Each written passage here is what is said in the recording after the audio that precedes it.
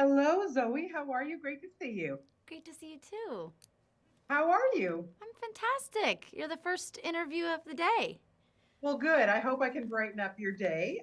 First off, I got to tell you something. I saw this at the Toronto International Film Festival, and I just adored it. I just loved everything about this movie, the look of it, the feel of it. You were so stunning, and I think that you were born to play Jean. What Oh, do you think? I'm so glad you connected to the movie. That's fantastic. And I was really sad to miss the festival. I heard it was a really good time. Rick Well, said it you're was. a little busy lady this year. You're pretty busy, Hey, right? I'm no, but I was very sad because I heard it was, yeah, great time. Yeah. We'll get you next time. We'll get you next time. It's so I hope. Take me fun. back. But tell us a little bit about, well, first, before we talk about Gene, I want to ask you something because Godard, obviously, Jean-Luc Godard, his films were so innovative. He was so inspirational. He just was a visionary. Yeah. I think is Richard Linklater is very much like him in a way.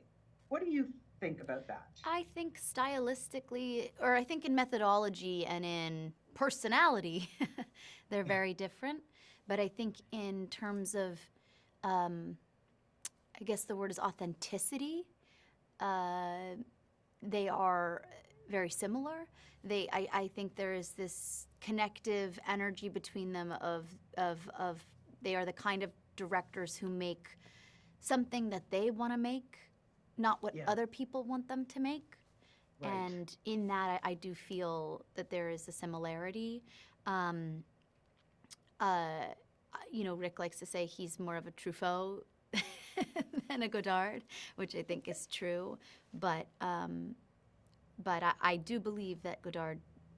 I mean, what do I know? But Yeah. I have a sense that Godard would be pleased that Rick is the one that made a movie about him. Oh, I think so for sure. I agree with you 100% on that. And I was wondering too, did you feel before you started to kind of immerse yourself into playing Gene, did you find that you needed to watch some of the films or, that maybe inspired Godard to kind of feel where he was coming from? Yeah, before we started filming, the priority of watching was more of Jean's work and rewatching the two films that she made prior to Breathless, and obviously Breathless on repeat. But then I Yeah. also was just out of curiosity interested in the films that, like you said, inspired Godard, Rossellini and noir films and kind of B American movies, a lot of Humphrey Bogart, a lot of I watched a lot of that. And then once I was in Paris and we were in rehearsal, I I continued just watching a lot of the stuff that came after Breathless that was inspired by Godard, which was very fun. Yeah, and then you start to immerse yourself into becoming Jean. And look, you cut the hair. I mean, that's not some traumatic. You look phenomenal, by the way. You look awesome. But then you learn French. Like you are not a French speaking person. I'm Canadian and I barely speak any French. I mean, come on. But how you really pulled it off, Zoe. How do you kind of just get into that mindset and go, I'm going there? How hard was this for you to play an actress like this? um, well, I mean, no, I don't. So I grew up in LA, and I you got to take Spanish. You can't take French if you grew up in LA. So I didn't. I mean, I guess I knew a word of French. We all know a Sure, word of French. of course. Bonjour. Yeah, merci, Yeah, comment ça va, yeah. I whatever. didn't even know comment ça va.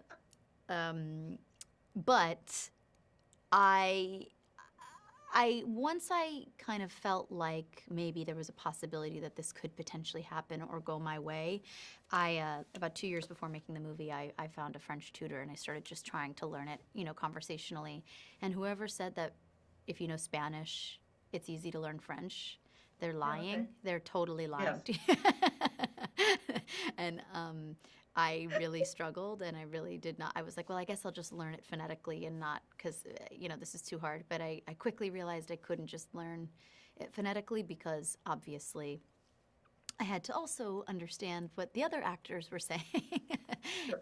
The most basic description of, or of acting is reacting. So there was no way for me to just learn the lines phonetically. I had to really understand what I was saying and what they were Yeah. saying. So I had about like 2 years of conversation, of learning it conversationally, and then about 6 months of really dialing in once I knew that I had the part.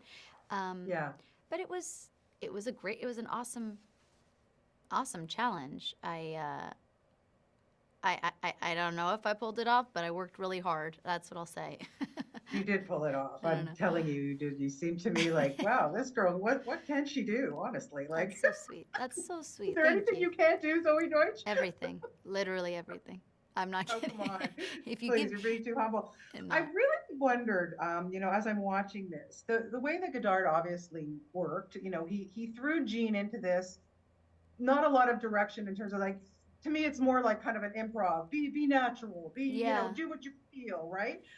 You as an actor who has been doing this from such a young age and then coming from a family that's immersed in film and TV and everything too, and your mom also, like both your parents great directors, I mean honestly, so for you as an actress, how do you comprehend that kind of acting? Is it freeing? Is it scary? What's that like for you to be just to play somebody who had to do that, would well, you be able to do that kind of acting now that you've done I this? definitely would not have been able to do it at 19 without, or 20, or, I wouldn't have been able, I would have had, um, it would have just been so overwhelming um, to jump into that. But I think, so much of an actor's job in life is learning how to adapt and to fit into the world of your director.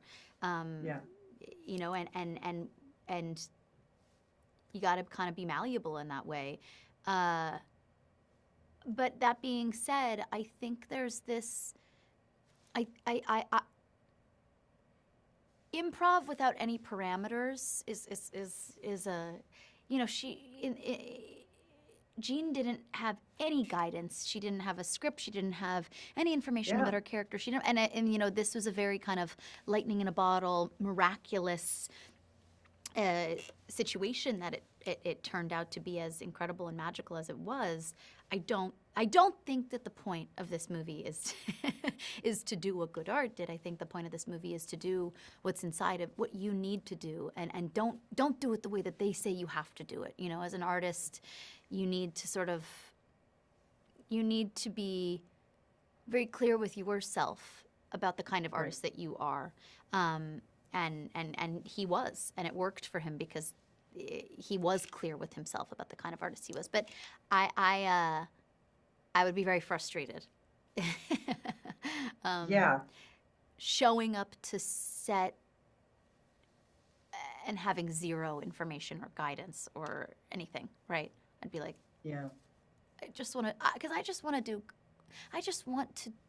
be good. I want to But you make, are. I want to make the Yeah. director happy. I want to Yeah. serve the story and be useful. I don't want to, yeah. So that makes it challenging to do that. Yeah, I can imagine. Like I said, it's been such a busy year for you. Congratulations, you are getting married. So mazel tov on that. Thank you, darling. And you hit Broadway. I mean, our town. What on earth was that like for you? Because here you are, it's a whole different muscle. You're getting up in front of a live audience. You don't know, 8 shows a week, whatever. That had to have been so fulfilling, I would Yes, think. that's the exact word, and you just nailed it. It was so fulfilling. It was so joyful. It was such a life altering experience. The community, the friends for life that I built, the routine. I realized very quickly how I have not had a routine since I was 15 years old when I was in school. Right. Yeah. I really truly have had no consistency ever. And so my brain is not wired for that. And it was like a big warm hug to know where I was going every single time, and to know that the consistency of it was so like healing. And the opportunity to show up to work and to just do what I love, which is act. I mean, I think that less than 50% of my life on set is acting. Yeah. You know, the majority of it is other stuff. So you only have 30 minutes of other stuff. You have your actor's half hour, you get to the theater, and you have 30 minutes of doing your makeup, getting your wig on, and then the rest of your time that you're at work, you're acting and you're doing what you love with people that you love. And I loved what, you know, is often said, which is that writing. TV is a writer's medium, movies are a director's medium, and theater is an actor's medium, because you have final cut on stage, you know, and there's some, of course, you know, you have your stage manager and your director, and but once you get on that stage, that's it. And it was so fun also just to be able to say those words. They were the most beautiful words I've ever been lucky enough to utter. I didn't get tired of it 1 second. I was just, it was the best. Well, really, you are always a joy to talk to. You're always a joy to watch. You're amazing in this film and everything else. And oh my gosh, next year you're coming to Toronto, and I'm just holding you to that. Okay? I hope so. It was so nice to see you, and thank you so much nice for your to see you, Zoe. beyond generous, kind words. Oh, please. And my love to your family. I always love talking to your mom. She's amazing, too. She's been in Canada for like a year. So I know maybe you'll bump into her. Talk to her about the chicken series. Yes, She's awesome. She's awesome. Okay, I got to go. They're wrapping me up. Okay. Bye, Zoe. Bye. Always a pleasure. Have a nice day. Bye.